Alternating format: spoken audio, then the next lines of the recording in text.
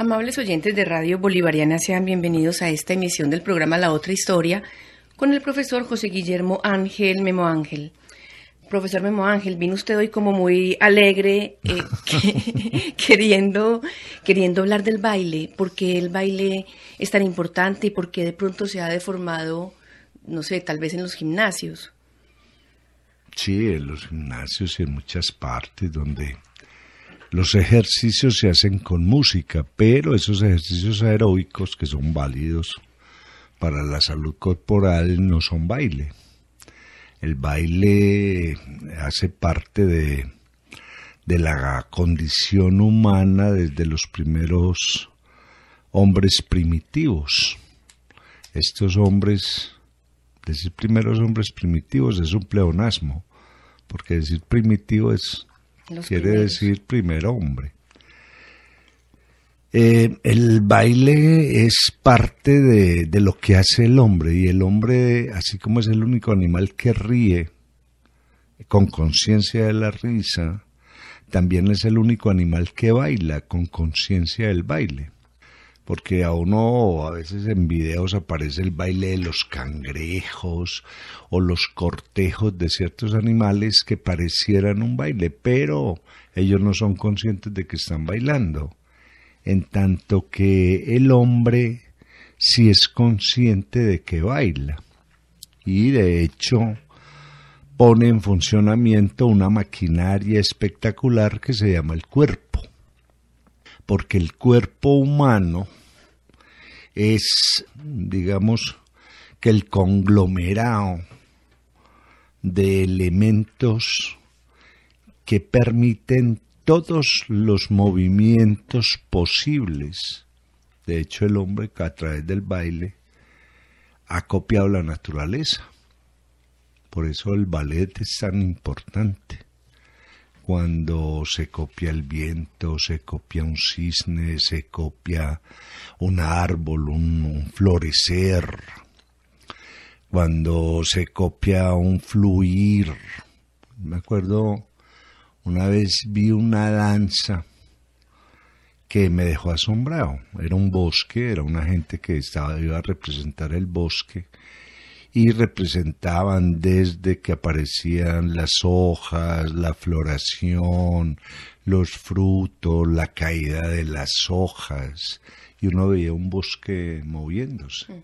Eso es lo que ha hecho, por ejemplo, la danza moderna, que cuando le integran al teatro o a la teatralidad, se convierte en una cosa asombrosa al ver la cantidad de movimientos que es capaz de hacer el cuerpo humano. Y el ritmo que se le imprime a esos movimientos e incluso la poesía que se le imprime a esos movimientos. Todo esto es fruto de un hombre que ha bailado desde que tenemos historia, hace 4000 años. Ya aparecían un montón de danzas, primero danzas ceremoniales, porque todas las religiones danzan. De hecho, en el judaísmo está Simchat Torah, la alegría de la Torah, bailar con la Torah. Y la gente se mueve con la Torah y hace figuras danzando. De hecho, hay un grupo que son los Hasidim que bailan. Tienen la alegría por encima de cualquier cosa, por encima de la teología, por encima de la creencia, por encima de... Son alegría fundamental. Esos son los Hasidim, que es un grupo fundado por el Baal Shem Tov, el del buen nombre, y la danza como parte de la ceremonia. De hecho, hay grupos protestantes que también recurren a la danza, los metodistas, en Norteamérica, por ejemplo, de donde salen grandes cantantes, esos coros que cantan, que se mueven, que siguen un ritmo determinado, y así podemos llegar a la India, grupos danzantes, y de hecho en Birmania, donde están los únicos budas que ríen, se danza al lado de este Buda. Para ello, el hombre, y en especial la mujer, han elaborado elementos como las pulseras, las ajorcas, que es la pulsera que se pone en el tobillo, para que la danza tenga movimiento. Y eso pues nace de danzas ceremoniales, donde se iban a estimular las siembras, la cosecha, de hecho, el contacto con la naturaleza, porque ahí hay algo que es muy interesante del hombre que mira. Nosotros hemos dejado de mirar, pero el hombre, los primeros hombres y los medievales, que después hablaremos ahora de la fiesta de los locos, hasta hace poco, en el siglo XIX, el hombre veía moverse la naturaleza. Entonces alguien miraba un campo de trigo y cómo el viento movía las espigas. Y mirando eso, pues ¿será que yo me puedo mover de esa manera? Y se movían de esa manera. Por eso todavía nos llegan con mucha fuerza las películas musicales, lo que llaman los musicales, donde la danza es fundamental. Cuando la gente canta, pero al mismo tiempo danza y nos sentimos bien, porque estamos viendo más o menos lo que es la vida en movimiento y de cómo nosotros somos capaces de hacer eso. Dentro de estas danzas primeras, y todavía existen algunas de esas, van a estar las danzas de la fertilidad, lo que llamamos la danza del vientre. Se da mucho en el Medio Oriente. Estas mujeres que aprenden a bailar para dar o presentar el elemento de la fertilidad, o sea, cómo vamos a seguir vivos, cómo vamos a crear una generación tras de otra, y son mujeres tremendamente respetadas dentro de ese ambiente. Solamente cuando llegan las guerras las prostituyen.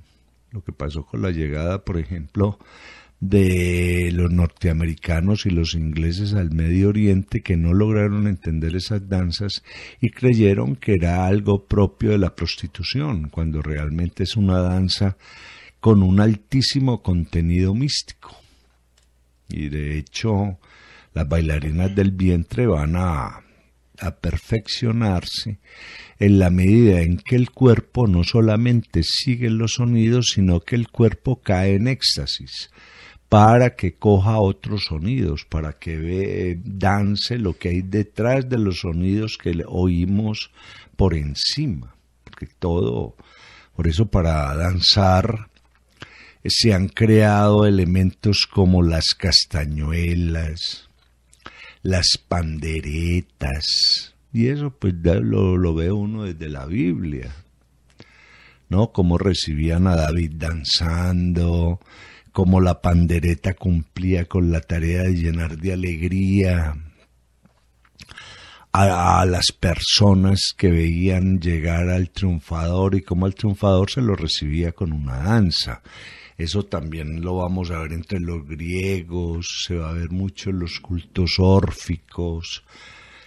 O sea que el elemento danza se une al instrumento, en este caso, con las panderetas, las castañuelas, el hacer sonar los dedos. Es una cosa muy interesante, que además el hombre es el único animal que puede hacer sonar los dedos, porque el pulgar le permite hacer eso. Lo que no sucede con los chimpancés, los gorilas, que al ser el pulgar tan cortico, no son capaces de chasquear los dedos. Y también el hombre es capaz de silbar y de producir sonidos con la lengua. Lo que hace cuando todas estas mujeres de Marruecos, de Túnez, empiezan a hacer sonar la lengua para indicar que o algo pasa o comienza la danza.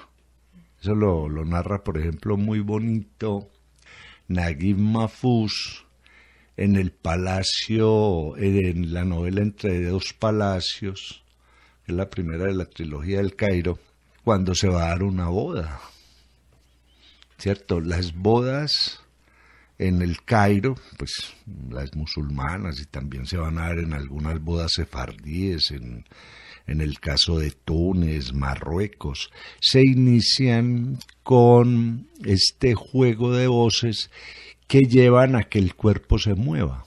O sea, al entrar a la boda se danza. Y después las bodas van a tener un montón de danzas dentro, ¿cierto? Para que la boda tenga sentido. O sea que, porque la vida se está moviendo. Entonces ahí empiezan como los preámbulos de la danza. El hombre es capaz de mover el cuerpo, es capaz de seguir un sonido, es capaz de copiar la naturaleza con el cuerpo, moviéndose como se mueve la naturaleza, y en ese momento se diferencia de los animales. Así como nos diferenciamos de los animales comiendo, preparando las comidas, también nos diferenciamos de los animales danzando. Pero recuerde también, profesor, que hay algunos pájaros, algunas aves que danzan frente a la pareja. Pero es más un cortejo ritual, pero no es una danza. El pajarito no sabe que está bailando. Que eso es una cosa muy interesante. Aquí, por ejemplo, cuando se hacen los ballets folclóricos, de hecho, muchas de esas danzas son copias de las danzas rituales de los animales. Nosotros tenemos una que es el bambuco, el pasillo, que casi que están copiando danzas rituales de los animales, pero el que baila el pasillo y el bambuco sabe que está bailando y prepara pasos para seguirse. El pajarito no, ni el cangrejo tampoco, y hay peces que le dan la vuelta a la hembra, pero no bailan. Son simplemente procesos de acercamiento para el apareamiento, que es otra cosa. Algo instintivo. Algo instintivo. Somos nosotros los que sabemos que ellos están bailando y les ponemos el nombre, pero ellos no saben. Pero ellos no tienen ni idea de qué es lo que les está pasando. Y yo nunca he visto pues como que un canario empiece a bailar un porro, porque lo oyó. No, ellos son serios, perdidos, y oyen unas canciones espectaculares y no reaccionan. Serios perdidos. ¿Cierto? Sí, esa era una expresión que tenían ante las señoras. Está serio, perdido. O sea, hace mala cara y no sabe dónde está, ¿cierto? Entonces aparecen esas danzas ceremoniales, esas danzas de la fertilidad, y después las danzas de la comunidad, donde la comunidad se toma de la mano y danza. Por eso a los niños les enseñaban rondas, ¿no? Yo me acuerdo una vez que iba yo por el barrio gótico de Barcelona y de repente me cogieron de la mano y me metieron en una rueda, y era que estaban bailando sardana. La sardana es una danza catalana que de repente se forma en la calle, y cogen a la gente que ven ahí de la mano, y lo cogen de la mano y le hacen dar 2, 3 vueltas, porque es una danza de reconocimiento social. O sea, los que estamos aquí nos entendemos, los que estamos aquí no nos agredemos. O sea, viene un asunto tremendo. En Israel, los pioneros, los que fundaron el Estado de Israel, crean una danza para estar todos juntos, tomados de la mano, que se llama la joira. Y es eso. O sea, si los que estamos nos tomamos de la mano y danzamos, es porque estamos vivos en grupo. Somos uno solo. Nos volvemos uno solo. Que ese es uno de los problemas que se le plantea a la danza o al baile moderno, donde no se toca al otro, o sea, no se configura la unidad entre dos. o entre varios. Esas son las danzas griegas, por ejemplo. Hay una película preciosa que se llama Zorba el griego, y de cómo Zorba empieza a bailar solo, pero necesita coger a otro, que es el ingeniero que montó toda una estructura para bajar madera, y cuando se les cae la estructura, Zorba comienza a danzar, porque cuando todo se cae tenemos que volver a nacer, y ese es el mensaje de Zorba. Y Zorba empieza a bailar, y para nacer dentro del mundo de las comunidades tenemos que nacer juntos, por lo tanto nos cogemos de la mano. Esos son la buena cantidad de las danzas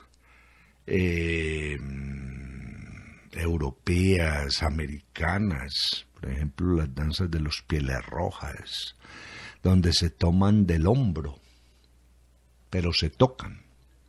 Las murgas negras, que van a llegar a América y se van a desarrollar con mucha fuerza en Brasil, en Uruguay, en Argentina, en Panamá. Todavía se maneja esto de la murga, que le va a dar pie a otras danzas, porque en la medida en que el hombre aprende a danzar, en esa medida convierte el baile en algo que maneja más dificultad, porque sabe que el cuerpo es capaz de llegar a esos niveles de dificultad y manejarlos. Por ejemplo, lo que le pasa a uno en Juanchito, en Cali, cuando uno va a ver bailar salsa. La salsa de esta gente es espectacular. Mucha gente va a bailar salsa y mejor se sienta a ver bailar salsa. Cómo todo el cuerpo se ajusta a la música. Por eso es que es tan importante el tango, la milonga, el baile musette, que de donde viene otro, es un baile francés que se hace en los tiempos de la cosecha, y cuando se encuentran los campesinos, hacen un baile que va a llegar o se va a parecer mucho a un baile en Buenos Aires, que es el canyengue. A pesar de que el canyengue era un baile que se hacía en los prostíbulos, pero no era un baile pornográfico, para nada. Era una forma de que dos cuerpos se reten en el baile, que es muy bonito. Por eso después va a llegar el tango y la milonga, que son bailes.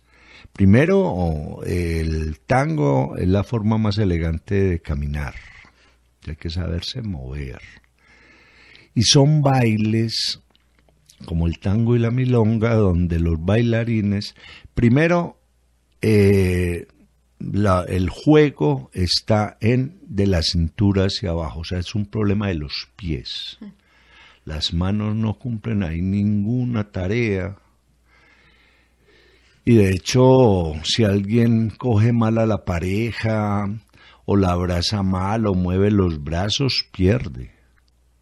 Porque ahí viene el juego de los pasos o los firuletes, ¿cierto? Hacer figuras con esos pasos. Y en el tango y la milonga hay gente que baila siguiendo un instrumento, hay gente que baila siguiendo la canción, la melodía, hay gente que baila siguiendo el ritmo. O sea, eso es una maravilla cuando uno ve, por ejemplo, alguien siguiendo un piano, y es el movimiento del piano, las notas del piano, lo que yo estoy viendo que pasa con los pies, o el que sigue el violín. Qué bien. Hay un tango maravilloso con violín que se llama Por una cabeza, y hay gente que solo sigue el violín, y eso es lo que están haciendo, las figuras que están creando, esa música que cobra forma en los pies del que danza. Por eso hay cosas maravillosas como ver bailar el tango negro de Juan Carlos Cáceres, por ejemplo, y ver que lo baila un argentino, y ver que lo baila un ruso, y ver que lo... Porque hay que integrarse al ritmo o al timbre del instrumento o a la melodía. Hay que saber la música. Hay que saber la música, por eso hay bailarines especializados en ciertas piezas musicales y es porque se las saben de memoria microsegundo a microsegundo. Claro, para poder bailar. Ahora, estos bailes donde el hombre ya empieza a tocarse, donde se abraza a la pareja, van ligados a varias cosas. Primero, a un vestuario. Si usted quiere ver personas elegantes, váyase para una milonga donde bailen tangos. La milonga es el sitio donde se baila y también es el nombre que tiene un baile, donde la elegancia es fundamental. O sea, no vamos a pesar de que uno ve bailarines de tenis y de pelo largo, pues son como cosas raras que están pasando. Pero los clásicos, no, los clásicos van con su buen traje, sus buenos zapatos y de todo eso hay, por ejemplo, para los zapatos hay zapateros. Estos son zapatos para bailar tango, estos son zapatos para bailar danza, estos son zapatos para bailar una sevillana, por ejemplo. Que empiezan pues un montón de elementos. Abriendo un paréntesis, cuando uno ve los famosos bailes de los gitanos en España, a pesar de que los gitanos en España no son gitanos, ¿cierto? Son egipcios. De ahí viene la palabra gypsy en inglés, Egyptian. Los trajeron de Egipto, pero no son los gitanos que uno encuentra en Milán o en Rumania, o esos son otros, ¿cierto? Pero de todas maneras esta gente heredó un baile que es el flamenco, y que se llama flamenco porque lo bailaban en las guerras con Flandes, ¿cierto? Antes de la batalla, después de la batalla, un hombre con una caja, otros con una guitarra y una señora que le ponía peso a los zapatos, bailaban para la vida. Por eso es lo bonito de ver bailar un buen flamenco, o ver bailar en una feria las sevillanas, toda la gente cantando y bailando, porque es la vida en movimiento. Entonces, volviendo a esto, nos encontramos con una serie de bailes que comienzan siendo populares y que después se toman los grandes salones. Eso pasó con el tango, eso pasó con la milonga, eso pasó con el vals. El vals era una danza popular para que la gente la bailara en los parques. Por eso es tan grandioso los hermanos Strauss, que además tenían por allá una mezclita africana que les dio, claro, eso fue lo que le dio al vals el elemento que tenía. La sociedad se reunía en la calle a oír una orquesta y esta orquesta los ponía a ver, los ponía a danzar en el parque, en la calle, para que hubiera una congregación social. Es que nos reunimos a bailar. Es que miren lo que se ha ido perdiendo pues a unas grandes velocidades. Incluso en los teatros barrocos, la danza era fundamental. Que vamos a teatro y vamos a bailar también allá. ¿Cómo se llama esa danza rusa, como tan famosa, en que los hombres todos se pegan y como casi que en cuclillas están levantando las piernas? Los rusos tienen pues muchos bailes. Ellos han sido, debido a la multiplicidad de culturas, ¿cierto? Y el más conocido es el Kazachov, ¿cierto? Es el que más se conoce por las piruetas que hacen, pero los bailes rusos son una cosa tremenda. Hay un baile donde las mujeres parecen en el aire y danzan y nunca se les ven los pies. Y se mueve, se ve como a 1 centímetro el vestido del suelo y haga de cuenta que están en el aire y saben es bailar en las puntas de los pies. Uno de los bailes más hermosos del mundo ruso. No es que los bailes les han puesto, de hecho, los judíos rusos y los polacos tienen una danza que se llama la danza de la botella. Bailar con una botella de vino encima sin que se les caiga. Y hacen unas figuras espectaculares. Y aquí viene el segundo elemento, no solamente es el vestuario, cómo nos vamos a vestir para el baile. Los vestuarios tropicales son preciosos, por ejemplo, el vestuario del mambo, el mismo vestuario de la salsa, el vestuario bellísimo del porro, el hombre de blanco con su pequeño sombrerito, el vestuario de la cumbia. Es que cuando aquí había el ballet folclórico de Colombia, cierto, que la manejaba esta señora Osorio, que además era especialista en Kafka. Entonces una cosa tremenda, y cuando lo manejó la hermana de Manuel Zapata Olivella,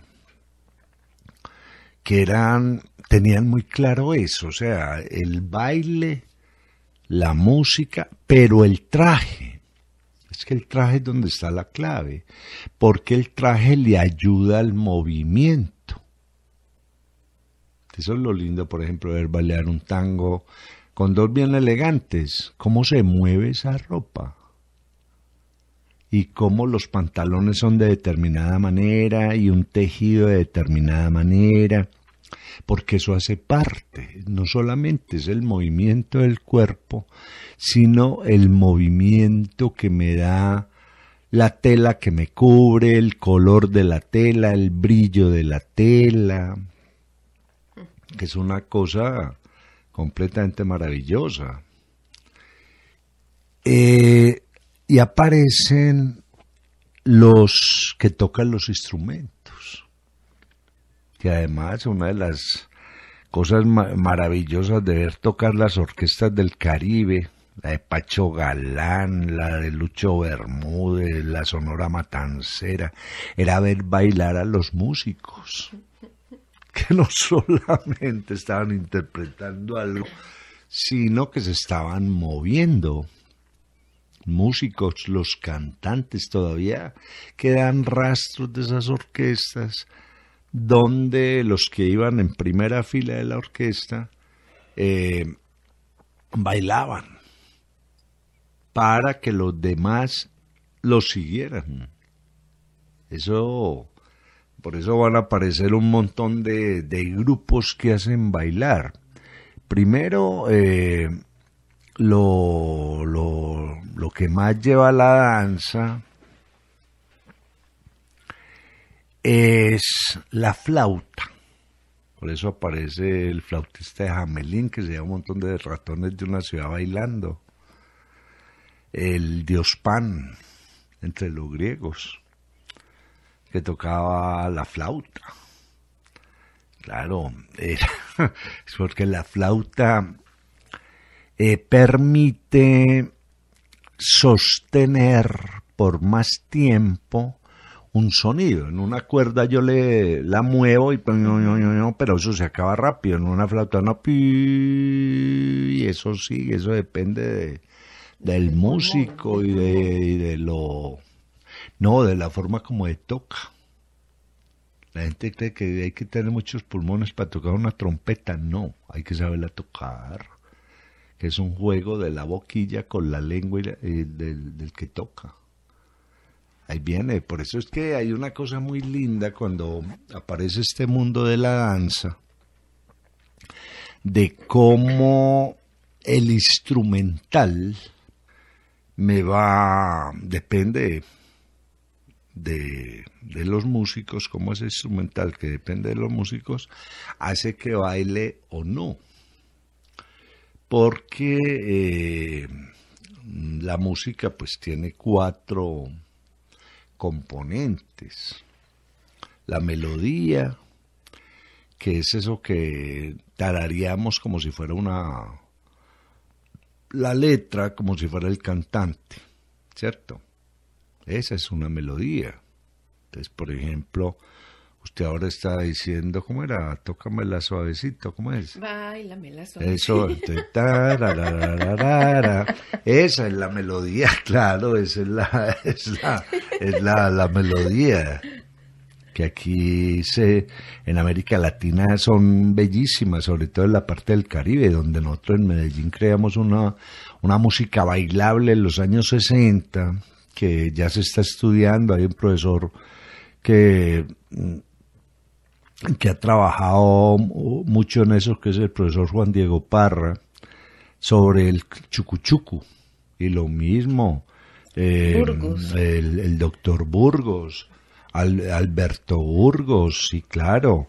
Es que Alberto ha hecho una tarea muy bella con un programa que se llama Colombia Bailaba Así. Que es una tristeza que se hayan pasado, porque debería ser Baila Así, por la cantidad de ritmos para bailar. Que los ritmos del trópico son el merengue, el porro, el fandango, el cumbión, lo que usted quiera. Y todo es instrumental, incluso con instrumentos propios de la zona, como la flauta de millo, por ejemplo, una flauta que se hace con millo y con barro. ¿Qué es millo? Millo, una plantica, es un palito, que es cierto, es como una caña, y de ahí las gaitas del Caribe, que son muy distintas a las gaitas de Irlanda y de Escocia y de La Coruña en España, del país gallego. No, aquí se hicieron, o sea, es el hombre buscando sonidos. Y una vez se encuentra el sonido, lo baila. Es que eso es muy lindo. Por eso, en el baile, esa orquesta que toca la melodía, o sea, hay una canción que no sabemos por la letra y por los tonos, aparece el timbre, el sonido propio de cada instrumento, aparece la armonía, cómo funcionan los instrumentos juntos. De hecho, se han buscado armonías perfectas. Se buscó, por ejemplo, el sitar y el violín, Yehuda Minujín y Ravi Chandar, por ejemplo, que escriben una historia de la música preciosa, cómo funciona junto el violín y el bandoneón. Es una cosa tremenda. Entonces, por eso, esos grupos de tango, a ver cómo vamos a poner a funcionar esto. Un piano, un contrabajo, un violín y un bandoneón. ¿Cómo va a funcionar todo esto junto? ¿Y cómo le vamos a permitir los solos al instrumento? Es una de las cosas grandiosas de Astor Piazzolla, por ejemplo, de cómo vuelve el tango prácticamente música clásica en cuestión armónica. Es que cuando uno oye Verano Porteño, Adiós Nonino, que además se bailan, muy complicados de bailar, pero se bailan. ¿Cierto? Casi que bailando música clásica. ¿Y se puede bailar? Claro que se puede bailar.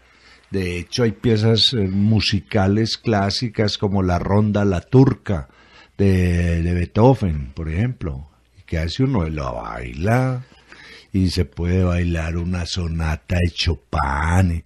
O sea, pues que eso es lo lindo.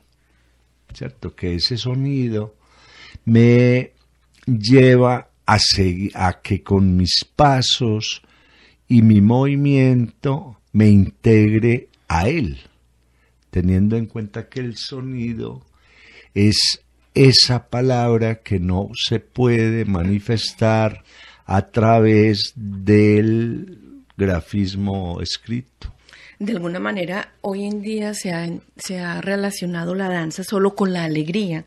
Pues primero, digamos que en otras culturas y antiguamente se bailaba o se danzaba con el nacimiento, con la muerte, con el casamiento, con la guerra, con el triunfo. Pero hoy, por ejemplo, no ve uno que en estas culturas occidentales se baile con la muerte o se baile, por ejemplo, para ir a la guerra. Se baila, se hace escándalo y bulla cuando se triunfa o cuando hay un casamiento o cuando hay un nacimiento, pero no cuando hay... Sí, de pronto porque las sociedades se han roto y el hombre está más solo. Es que eso lo ve uno. Incluso nosotros tenemos un modelo de intelectual en América Latina que a veces no deja de ser peligroso. Una persona que no baila, no... Muy serio. ¿Cierto? Le parece que un baile son unos antropoides pegados danzando. Pues uno, si ve un baile, sí es como un montón de antropoides danzando, pero si uno se mete en el baile pasa más bueno que cualquiera y sobrepasa la idea del antropoide, ¿cierto? O sea, no, porque es que el asunto es de sociedad. Es de sociedad, ¿cierto? Incluso, de hecho, los spirituals y los gospel de los grupos afros norteamericanos que acompañaban a los muertos al cementerio, claro, y danzaban. Porque es que la respuesta a la muerte es la vida. Esa es la respuesta a la muerte. Y al darle la respuesta en vida es con movimiento. Por eso las sociedades comen, cuando los grupos humanos están cohesionados, comen después en honor a los muertos. Hay comidas funerarias. ¿Cierto? Que se ve mucho en México. Se ve en México, en Rusia, en los grupos judíos. Sí, claro, se comen o no, porque es que es la vida. La respuesta a la muerte es la vida. Cuando comemos juntos es porque vamos a seguir vivos, y vamos a seguir vivos porque murió. Entonces se responde con la comida a eso, y algunos grupos integran la danza a esa comida.